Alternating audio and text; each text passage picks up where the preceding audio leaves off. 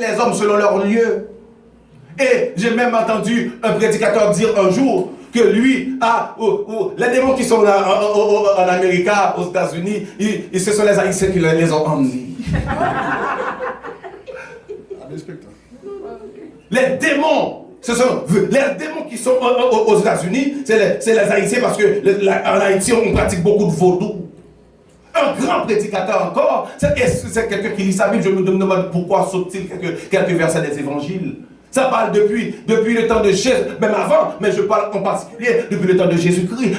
Mais si on reculait depuis la période où on pourrait même relater celui de Saül qui avait un esprit mauvais. Et beaucoup d'autres exemples encore. Mais on prend exactement l'époque de Jésus-Christ où il est venu libérer les captifs. Jésus a libéré beaucoup de gens en Israël, le peuple de Dieu, avec des démons. Alors, si en Israël, il y avait tous ces démons que Jésus devait chasser, alors tu penses qu'aux États-Unis, il n'y a pas de démons, c'est les Haïtiens qui les ont emmenés? Oh mon Dieu! Alors, c'est ça pour dire que tous, juifs, grecs, sont sous l'empire du péché. D'ailleurs, selon qu'il est écrit, Romains 3, verset 10, il n'y a point de juste, pas même quoi? Un seul. C'est comme ça on était. Il n'y avait pas de juste parmi nous. Il n'y a personne qui pouvait se dire, oh moi je suis mieux que lui. Moi je respecte quelque chose. Non, on était tous pécheurs devant Dieu. Pécheurs devant Dieu.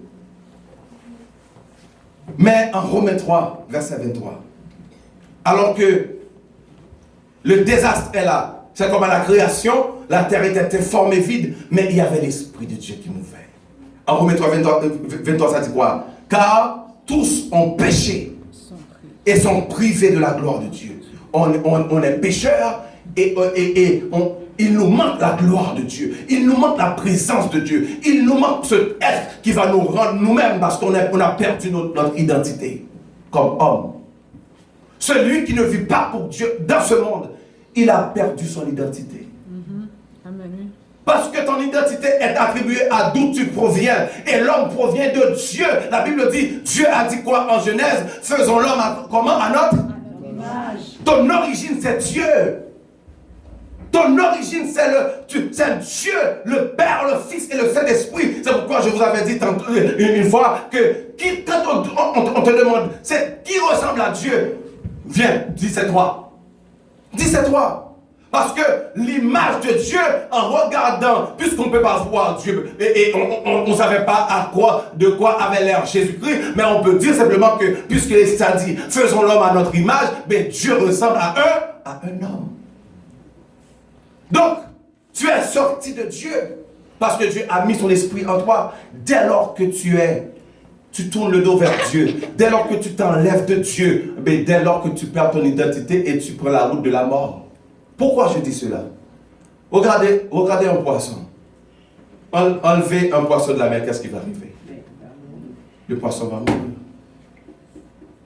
Enlevez un arbre de la terre, qu'est-ce qui va arriver? L'arbre va mourir. Quand tu es déconnecté de ta source, tu es mort en congé, parce que bientôt tu vas te coucher sur le lit de mort. Bientôt. Mais c'est ce qui arrive, c'est que l'homme était pécheur et le salaire du péché, c'est quoi? C'est la mort. Mais la grâce nous a sauvés. Amen. Disons, la grâce nous a sauvés. La grâce nous a sauvés. Amen. La grâce nous a sauvés. La grâce nous a sauvés. Ce devrait être notre deuxième point. Il est déjà 7 heures. La grâce nous a sauvés. La grâce nous a sauvés, mes amis. Elle nous a sauvés afin que nous puissions mener une vie différente de l'ancien mode de vie. Tu vivais comme bon te semblait, tu faisais comme tu voulais. Et puis c'est comme ça que tu pensais vivre normalement. Mais la lumière est venue et cette lumière a brillé. Et la lumière a montré que tu étais toujours dans les ténèbres. Et que c'est cette lumière qui vient te libérer, t'enlever des ténèbres. Mais sincèrement, je pense que c'est le sujet de notre prochain message. On a 2 points à voir et une conclusion. Malheureusement, on ne peut pas aborder. Elle est essentielle. Rappelez-vous de qui tu es. Car si ou bien de qui tu étais aussi. Parce que si tu oublies qui tu étais par rapport à cette liste que je viens de faire, d'ailleurs, si je devais traiter ce sujet, ça aurait été même des mois de message. Parce que l'état de l'homme, la Bible en parle beaucoup. Comment nous étions méchants. Nous pensons toujours mal des autres. Nous voulons toujours, nous insinuons beaucoup le mal. Et pourquoi, en 1 Corinthiens, il va dire comment est-ce que celui qui vit dans l'amour, comment il vit. Il soupçonne point le mal, il croit, il supporte, il fait beaucoup de choses. Mais nous faisons contrairement. Il faut nous rappeler de qui on est maintenant. Parce que beaucoup de fois, on rentre dans notre ancienne nature, on est à l'aise sans le savoir. Sans savoir qu'on a laissé le chemin de la lumière et qu'on vit maintenant dans les ténèbres, même étant chrétien. Alors maintenant, Pasteur Jimmy, comment peut-on être chrétien et vivre dans les ténèbres? Comment peut-on se dire chrétien? Comment peut-on se dire lumière et on vit dans les ténèbres? Qu'est-ce que ça veut dire? C'est comme Job. Quelqu'un peut-il être dans les ténèbres et dire qu'il est lumière? Posez-vous la question.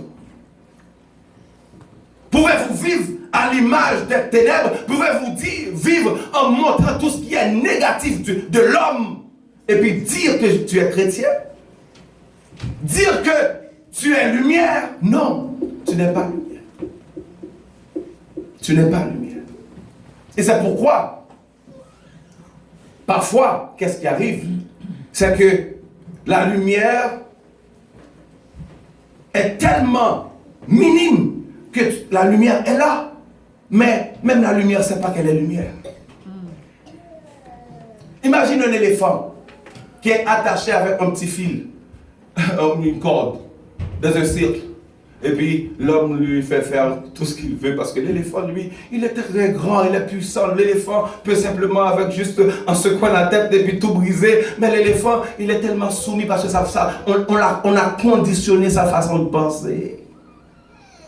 On a conditionné sa façon de voir les choses, si bien que l'éléphant est juste attaché à une petite corde, mais l'éléphant est aussi soumis que, qu'une tortue qui marche tout doucement et puis qui fait ce que tu veux. Non, parfois il ne faut pas oublier que tu es un éléphant.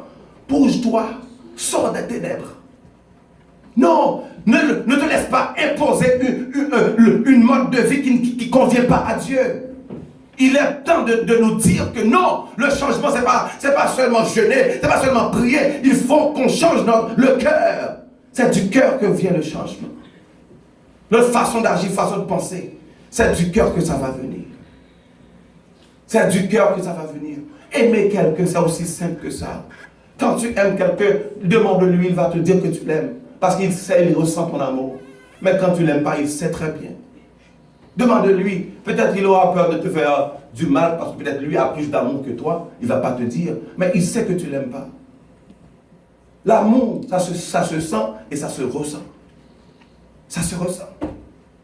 Donc, quand tu es dans un état, apprends à reconnaître dans quel état tu es pour savoir est-ce que tu as besoin de changer ou pas. Parce que il importe de savoir comment on est. Parce que même, pas seulement nous-mêmes, mais il importe aussi de savoir en quel temps où nous sommes. Si Jésus, si la tempête sonne, si la fin du monde arrive maintenant, si demain on dit que l'enlèvement s'était passé, est-ce que tu serais parmi qui? Parmi ceux qui disent, oh, qu'est-ce qui arrive? Je suis resté. Non, on doit penser toujours à l'enlèvement. On doit être enlevé à tout prix. Si ça prend que, si je prie pour être changé et que Dieu lui ne fait rien, eh la Bible me dit à mon cœur que non, je dois changer, mais change ton cœur. Dieu te donne la capacité par son esprit qui est en toi. Change ton cœur.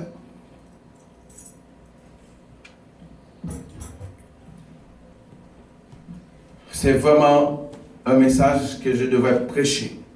Mais je n'ai pas le temps. Mais toutefois, on va arrêter là. On va espérer qu'une prochaine fois, on va terminer. Mais toutefois, rappelez-vous, vous pouvez pas vous mentir vous-même. Vous savez quand vous êtes dans un état. Si vous êtes aimant, vous le savez. Et si vous ne l'êtes pas, vous le savez. Pourquoi? Parce que ce que vous aimez, faut vous le dire. Les enfants,